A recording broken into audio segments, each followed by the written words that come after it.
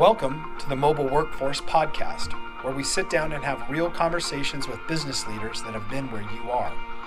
During these interviews, we'll dive into what it takes to improve systems and champion processes that maximize performance.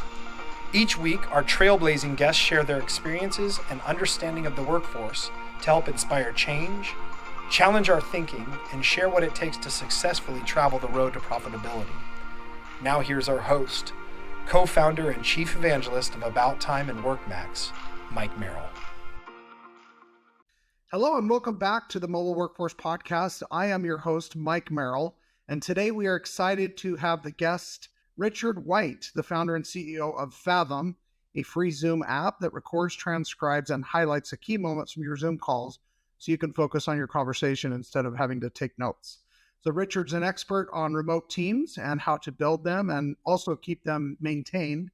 And today, Richard and I are going to dive into the process of making sure that you have your remote workers fully tied into your technology and also alignment with your culture for your greatest success. So thanks again for joining us today, Richard. Really looking forward to the conversation today. Thanks for having me, Mike. I'm excited. You bet. Awesome. So I guess just to start the conversation off, why do you think it's so important to look at those processes with your teams and your company, from a remote perspective? Yeah, so my previous company, User Voice, started off as a remote company, shifted actually to being in person, and actually ended up in this hybrid situation. I think like a lot of folks ended up too. My most recent company, Fathom, was remote from the start and is still remote to this day. And I think there's just a vastly different set of ceremonies and processes you need if you go, everyone goes in the office versus everyone stays from home. And I think what I see a lot of is people not realize that it's a completely different kind of animal, and you kind of try to adapt. I see these companies that like got forced into remote during the pandemic, right, or into hybrid or something, and they kind of just tried to translate everything they did in person, right, into, from a meeting perspective, from a process perspective, to remote, and it doesn't really work. You almost have to rethink it from first principles, and think about it differently when you're doing a remote company. Yeah, that makes sense. So what's your take on this hybrid approach that a lot of companies are seeming to adopt as well? See, hybrid's really tough because, what I had in my last company before everyone kind of did hybrid, it's like, some people go in some days, some people go in other days.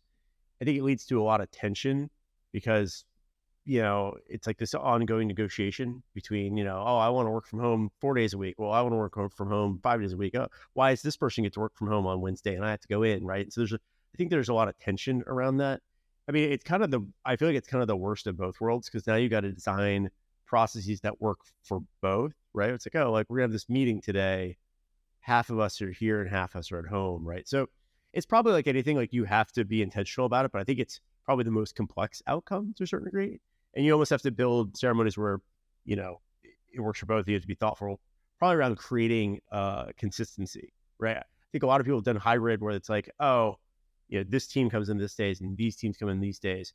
But really, you probably want someone who's like, okay, we all come in Tuesday, Thursday, and thus we all do our in-person meetings there. And something where you have the same experience for everyone. I think it's probably whether it's in-person, remote, or hybrid, making sure you have like one consistent experience for everyone is something you can build around. If everyone has different experiences, now you've made the challenge of building processes around that so much harder. Yeah, I think it's very difficult to have a synergistic feel within a company when, you've got some people in, some people out. And again, that human nature of comparison or counting beans, so to speak, why do they get to work remote more often than I do, or whatever. The comparison is the thief of all joy, as they say, right? Yeah. Yeah. I think it's also challenging because then you get people, it's like if you have one way of working, you can get in kind of a cadence and a rhythm of doing it. But if it's like Monday work from home, Tuesday go in the office, and like you get, someone generally always can prefer one or the other. So some group of people's really not going to like Tuesday, Thursday, or some groups really not going to like Monday, Wednesday, Friday, where they have to work from home. And so I think it's just challenging, right? Again, I think the most important thing though is it's not really about the thing you choose. It's about really committing to whichever route you choose, right? If you've got some reasons where it's like, no, we really need hybrid, great. Then commit to that and build processes from scratch around that. I think, the real big differences are, can you rely on like ambient awareness for a lot of things, right? I think when you have a remote team, there's a lot of things there's kind of this blurred line between like work and home, right? Where you got people don't have this finite distinction between like, oh, now I'm working, now I'm not. And with the right culture, I think that's actually a benefit, right? People can kind of like build their lives around their work. With the wrong culture, they like, it goes the other direction. But the challenge with remote is I don't know who's unhappy because I'm not seeing them throughout the day. Like they're kind of hidden.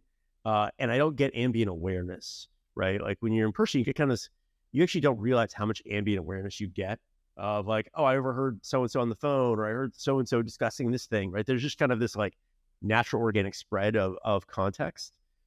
In a remote environment, there's zero organic spread of context. You have to build it all in. And I think that's, and if you have hybrid, you got to do a little bit of both. Yeah, it's very hard to collaborate really in an effective way when some people are there, some people are not. It's just a different vibe, right? So are there some rules that you like to see in place for, it sounds to me like structure, like in a lot of processes and things within a company is very important. People can count on it. They're not hesitant. They're not trying to figure out, do I do this or do I do that? How do I approach this? How are other people approaching it? But what are some of those rules that you like to see in place for an environment where, they've elected to have a remote team? Yeah, I mean, I think it's building the comms infrastructure. That's the most important thing, right? Because again, when you're in person, you kind of get this for free, or you get some version of it for free, right? Yes, you have meetings and presentations, all hands, right? But again, you get so much more data because you can see everyone's face and you can kind of hear the ambient stuff. So, I think a lot about we're constantly building out. I think the challenge is, as CEO, you often have almost omnipotent, like you should have some level of quasi omnipotence about like what's happening across the org. And my goal is always like, how do I give each one of my teams as much of that omnipotence as I have, right? Because everyone does better when they have a lot of context in what they're doing. And so we focus a lot on building out a lot of Slack channels that give you various streams of communication, right? Like, okay, here's a stream of everyone, like, every sign up and cancellation and whatnot, right? Here's a stream of, every piece of positive product feedback. Here's a channel of every technical issue that our support team is dealing with. We basically end up like, and we almost have to remake these as the org scale. So every time you hit, you go from 10 people to 25, 50, you have to always be rethinking these. These are almost every ceremony, every standing meeting, every like channel you have in Slack. I almost think you have to rethink about it. You have to like revisit every 6 to 12 months and say, is this still helping us? Is this still providing important context for our org? And that's, the constant thing. It's like, how do I sanity check that my team knows all the things they need to know in order to like know where they should be spending their time? And so I spent a lot of time building out Slack channels and also building a culture of asynchronous communication. Because I think a lot of folks are just used to, hey, let's grab a meeting and like talk about, or hey, Mike, I passed you in the hall. Like, oh, I meant to tell you this thing, right?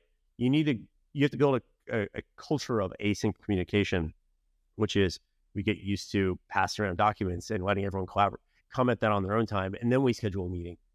We schedule the meeting to discuss the thing, not to communicate the thing. That's a great idea. And I like, we use Slack here internally. I like your focus on technology to bring things together. One tool, I don't know if you commonly recommend this one, but we've been using those Slack huddles quite a bit. And that's really nice when there's something, okay, we got to quickly collaborate. And even within our building, my partners and I, or different people on the team, even though they're just down the hall, sometimes to not disrupt people that are in the middle of something else, it's like, hey, let's just have a quick huddle here. And, it's not as disruptive of everybody moving their machine into a conference room and going through those types of things. So 100%. Yeah, we use this a lot. There's a lot of like, there's discussion happening on Slack. Hey, let's all just jump on a huddle. Everyone seems free and like talk this out for 5 minutes, right? And then it was kind of, then as opposed to booking a 30-minute meeting and bothering everyone for 25 minutes more than we need to, like a week from now, let's just knock it out right now. Absolutely. Love that. So are there, within those rules, are there things that are absolute no-nos? Are there things you would really warn people against allowing or having be a part of an accepted process in those types of environments? Yeah, I mean, I think I'm kind of a stickler about like, and I'm just alluded to this, like meetings are for discussion, not content delivery. Right. Okay. And I think that's, it's very tempting to be like, oh, I've got something I want to share with everyone. I'm going to invite 10 people to this meeting, and we're going to spend half an hour where I just kind of walk through a pitch deck and tell you all these things.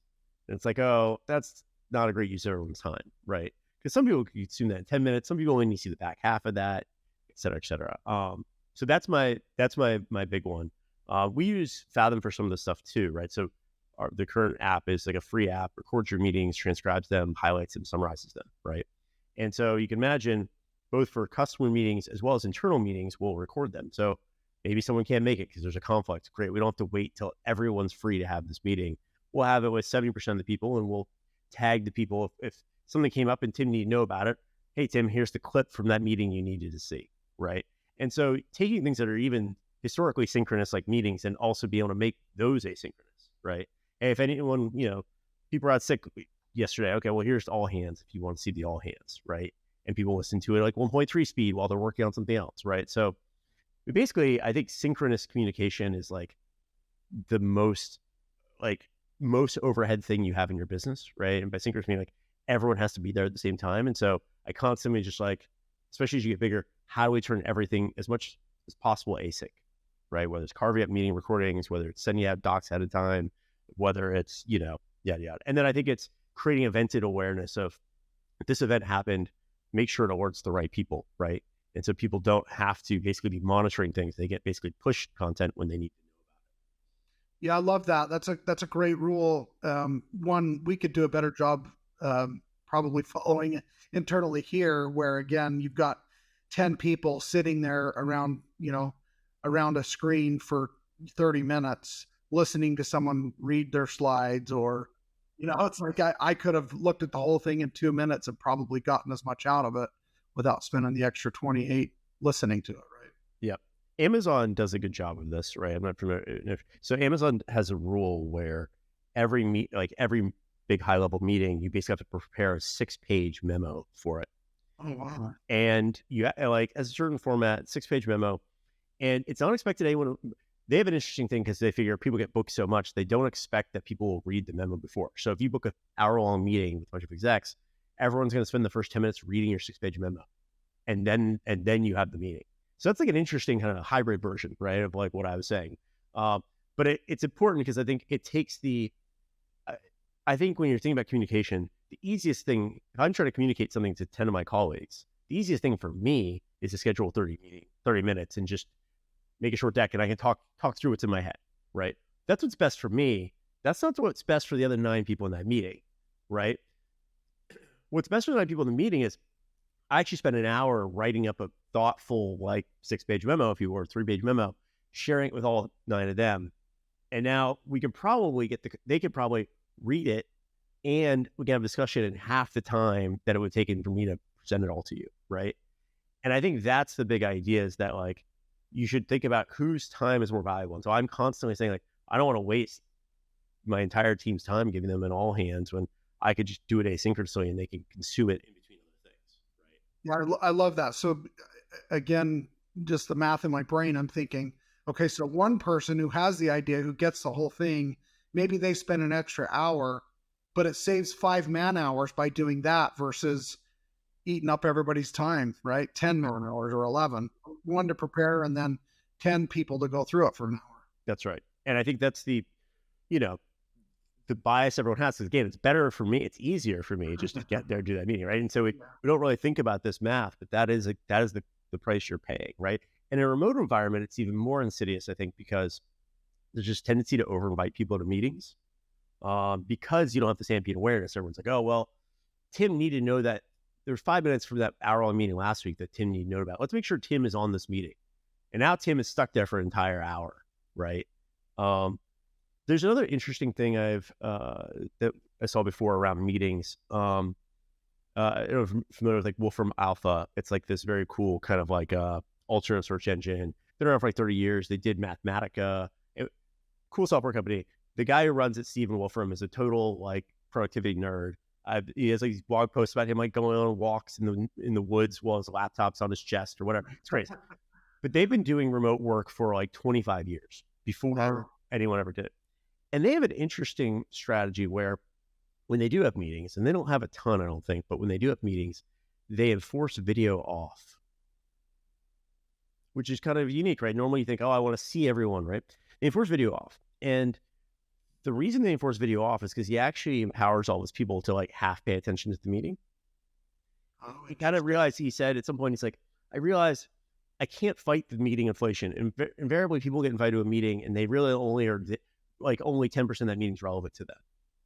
And it's hard to get people, it's hard to like create a culture where people can just say no to meetings or just decide to leave in the middle or like only show up for part of it, right?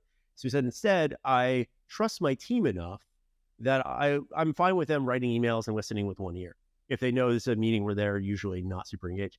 And I think that's a really interesting strategy, right? Where you trust your team enough to be like, okay, we know we're gonna over-invite people to meetings. Let's at least give them the ability to kind of like, let's not shame them. Let's not turn on the camera and everyone's got to stare and like make sure that it looks like they're paying attention, right? Let's just own it, right? Or have a conversation. So I thought that's an interesting strategy as well. Yeah, that's brilliant. I think one of the things we've used it on the podcast, at least this term, a few times, but the unintended consequences. And it's like, if you're going to look for a silver lining in the COVID pandemic and some of the things that we've gone through, is we were forced to do certain things quickly because we were stuck. We were a deer in the headlights for a while, trying to adjust and adapt. And then I think we've probably overcorrected and maybe gone too far the other way. And now everybody's trying to get back in the middle. I saw last night, there was an article up in Seattle, Washington. All of these hundreds of Amazon employees are protesting because Amazon's making them come back to work. They want to work remote still, and they're not happy about having to go back to the office. And so there's this subculture of, hey, we can do just as well from home, but we want that flexibility and this sort of employee empowerment, which again, maybe individuals feel that's better for them.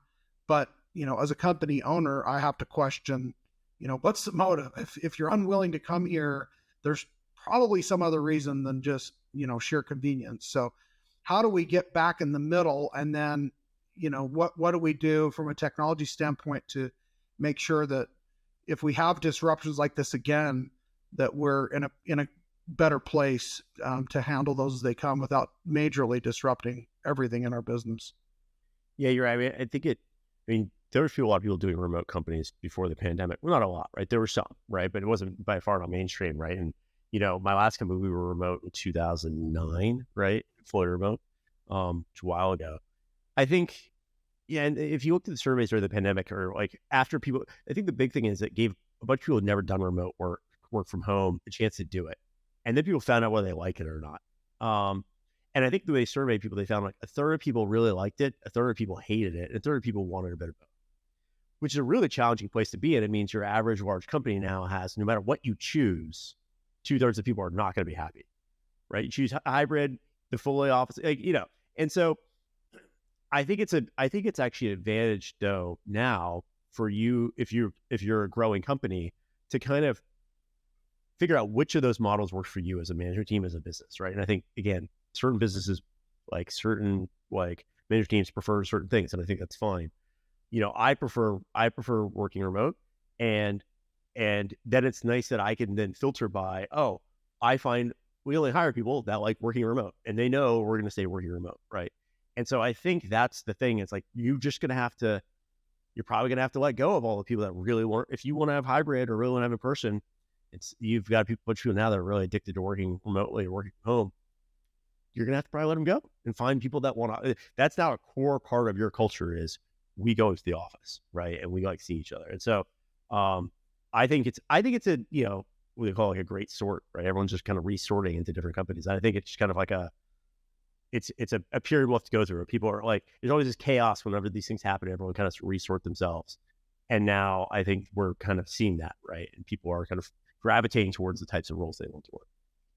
Yeah. And I think as we've looked, even here in our software company, we've been around about 20 years. And in my memory, we've almost always had more than one, multiple remote engineers, and whether they're onshore or offshore, we've always had people writing code for our company that were not in our physical office. And that has seemed to work a lot better than maybe remote salespeople for one reason or another. And I know, I lean more towards the sales part of the business. and the operations side than that. I'm not a programmer. And so even in a technology company, my role is kind of on the other side of the house. But I always have been a proponent, and I feel it's better for myself too. I want to be able to walk down the hall and poke my head in somewhere. I want someone to come and knock, come to my door jamb and knock on it and get 30 quick seconds to solve something instead of multiple emails, multiple back and forth, multiple Slacks, sometimes unanswered for 2 or 5 or 7 minutes while someone's really being ineffective waiting for a reply. It's like, man, if you could just take 30 seconds and walk down the hall, it's just so much more efficient. So when companies have decided, they're going to have a hybrid approach, or they have different roles that have a different schedule or a different rule set, what are some red flags that you can identify or point out to people to watch for when, certain situations are not really working out well for the company when someone's remote? Yeah. And I think, so on top of like getting a lot of alerts and Slack things, we also try to set up a lot of systems that, try to basically try to get that bottom up feedback, right? I think a lot of what I've talked about is kind of top down. How do you communicate top down context, right, about what's happening in the business? People can do their jobs, but there's this other thing where you've got to bubble bottom up. Where are people not being empowered? Like where are people like, gosh, I'm always waiting on this answer from Mike because he's never available, and like he's on because I can't walk down the hall to knock on his office anymore, right?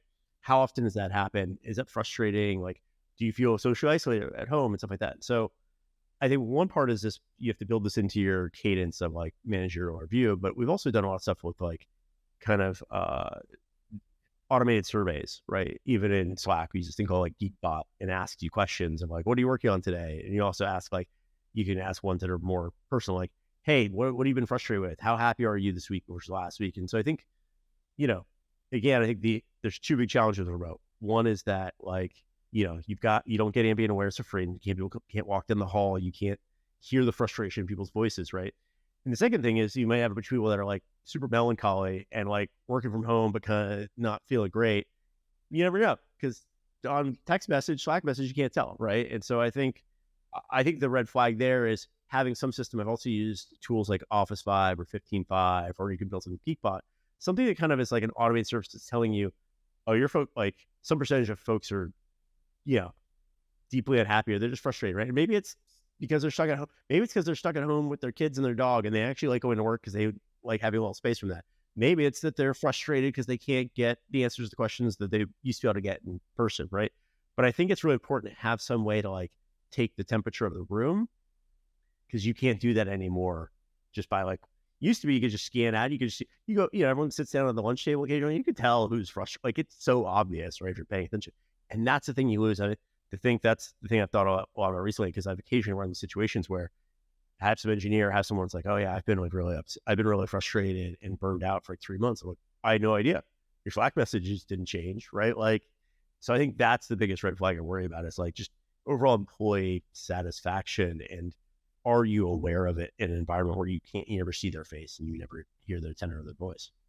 Yeah, we've all probably sent or received a text message on our cell phone that made us feel one way and was absolutely intended a complete opposite, right? Sometimes from something really positive and happy to, man, this person is very upset at me right now. And it's all in your head, right? Because all you ever go by is the text and how you're deciding to receive it, right? That's a great point. Yeah. And that is the other danger of the remote stuff, is like things can get easily misinterpreted. Like, tone is hard to basically, it is very much subjective in the eye of the beholder, right? And if someone's having a bad day, they might read your Slack message a different way, and now you've got some problem you didn't know you had, right?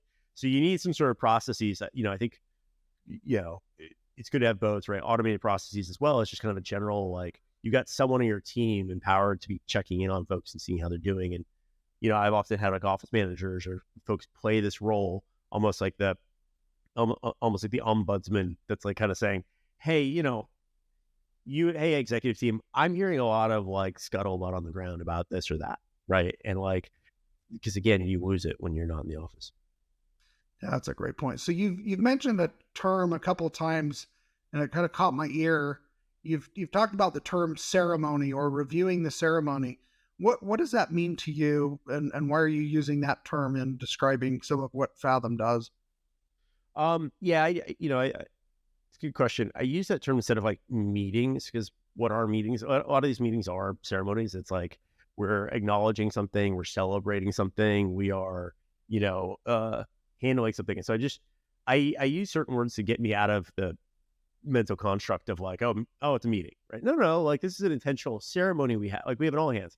It's actually, what's the all hands? It's actually a ceremony every week to like celebrate what we've done well and also to like share context about where we're going, right?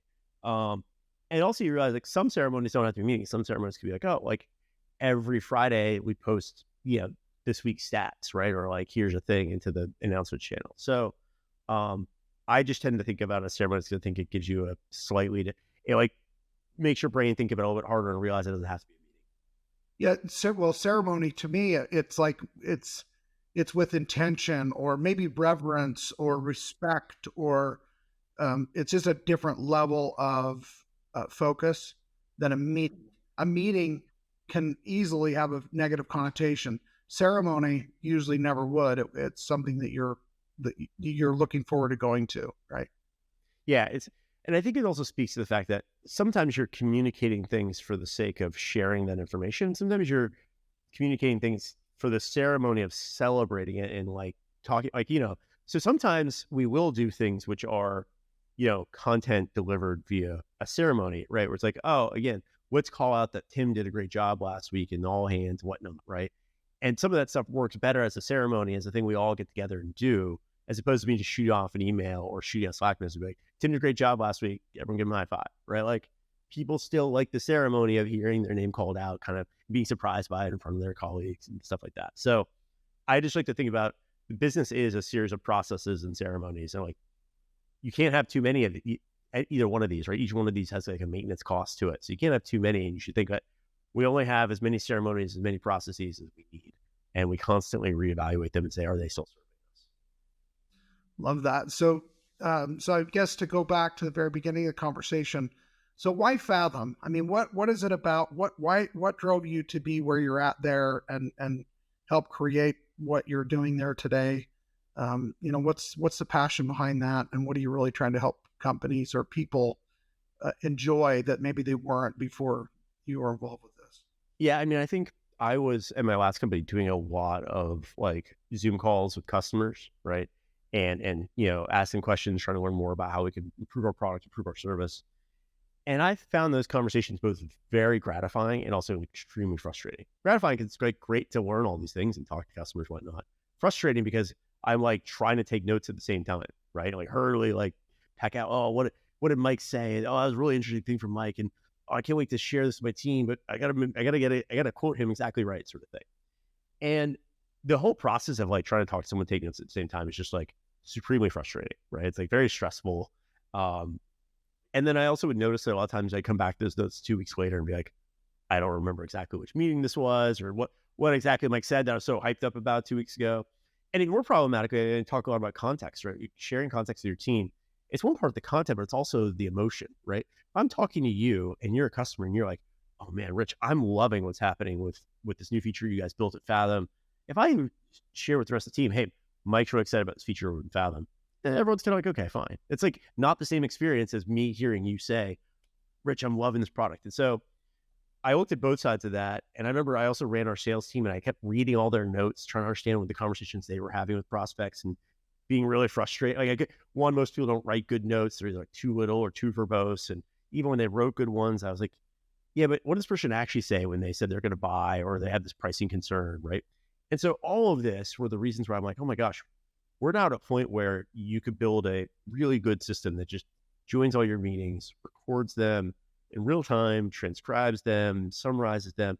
And so now I don't have to take notes. When I go meet with people, I go like watch the previous meeting I had with them, read the summary. Oh, I remember that call with Mike.